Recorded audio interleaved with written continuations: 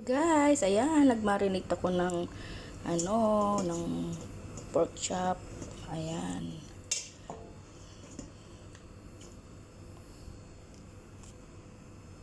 Ayan po, piniprito ko yung minarinate kong pork chop.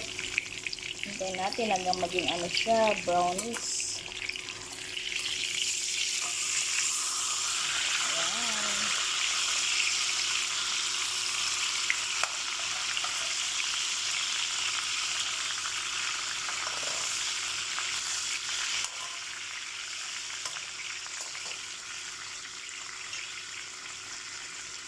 Ayan po, na-inner fryer ko yung patatas at kamote para po hindi masyado ma-oil. Ayan naman, nagkakaedad na po ang lola. Ayan, igisa natin ang bawang at yung sibuyas. Ayan. Hanggang sa maging transparent siya.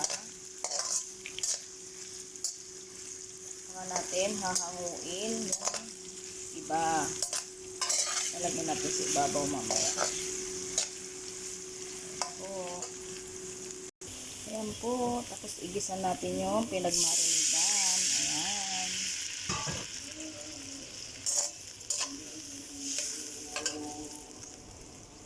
Ayan po. Nilagay ko na po yung minarinate ko saka ko piniritong pork chop.